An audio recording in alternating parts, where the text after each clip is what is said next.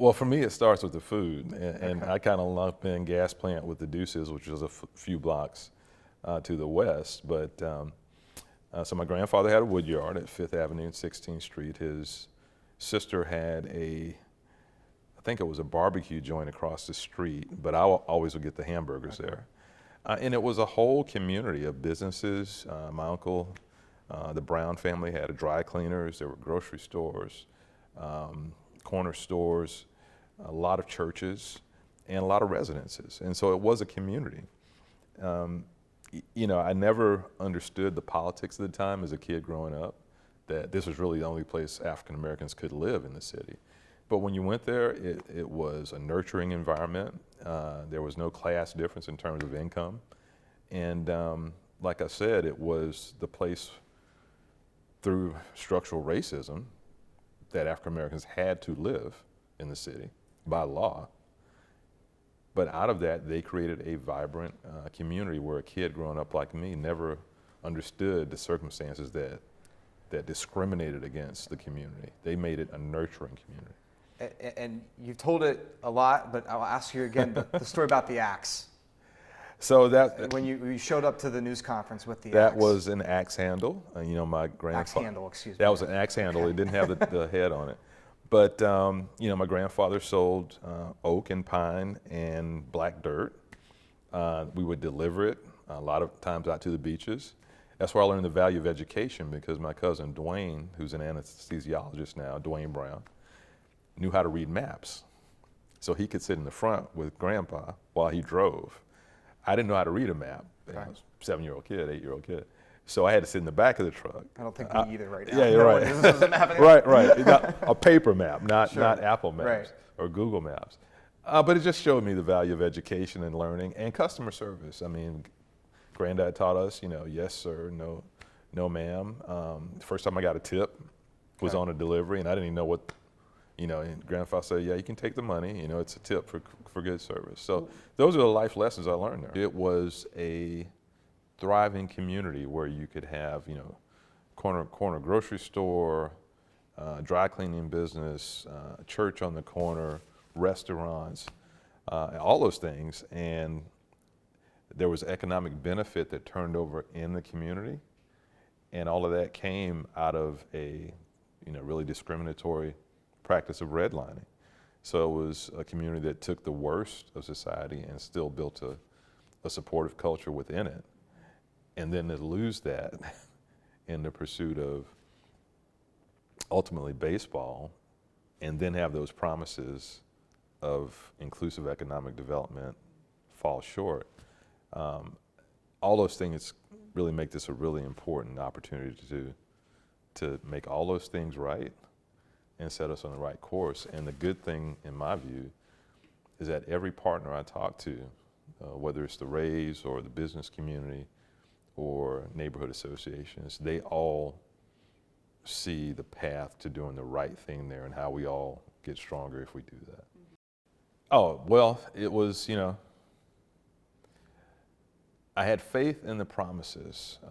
You know, my father was on this city council, and you know, he was really focused on making sure folks got market value, folks had assistance if they had to move their home, making sure folks weren't left in a hole because they had to move. And he really worked hard on that. He was initially opposed to it, like most of the community. But he was sold on, this will benefit everyone. There'll be more opportunity. There'll be more business opportunity for everyone. And that's why he ultimately supported it. Mixed into that came the baseball issue. Back then we had the Bayfront Arena. I remember a meeting at the Bayfront Arena, which was long ago demolished. And it was, you know, a pivotal vote on going after baseball. And at that point, I used to write for the Tampa Bay Times, so I did these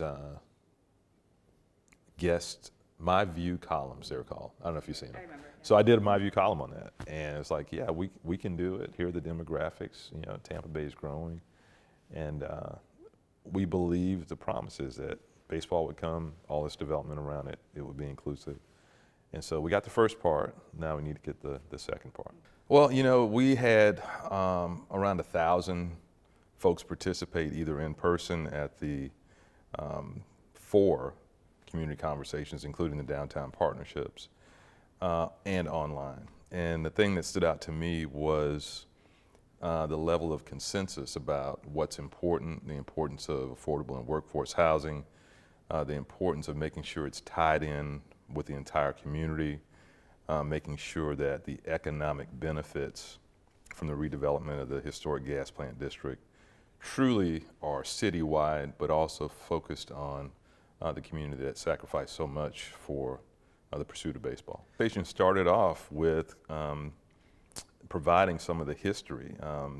Folks who may have come here in the last decade and see those 86 acres of asphalt don't understand that that was actually a thriving community of almost 800 people, businesses, restaurants, houses of worship, residences. And we have to make sure that we're intentional about telling that story. And if you don't have that, you look at that property with a totally different lens than if you look at it knowing the history of the promises that were made to the community, the dislocation of the African American community. That was really the second dislocation. The first was when the interstate came through, and my family is personally impacted by that. And so understanding that, I think, helps us build consensus on what the best path forward is. I think you have the conversation, you're intentional about it, and what I found through these community conversations, and frankly during the campaign, it's the story I told. And I think the community really embraced the need to make sure everyone benefits from this redevelopment, given that history. And so I think the main thing is, I think folks are open, but you've got to make a conscious effort to communicate the story. Jobs, opportunities for minority business development, the businesses that were there would be able to thrive in this new economic environment. Some of those businesses were able to relocate and survive, some did not survive. And so those were the promises that were made. There's been no economic development, material development around Tropicana Field, as anyone can see. And so those are the main promises. Again, right in this room, my father was on this city council.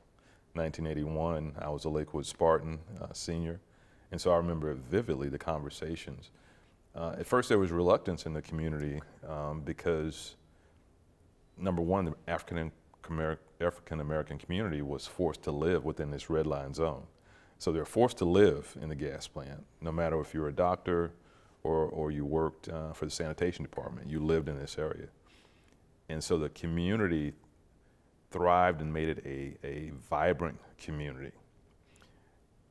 And then they're asked to allow the interstate to come through the heart of the community.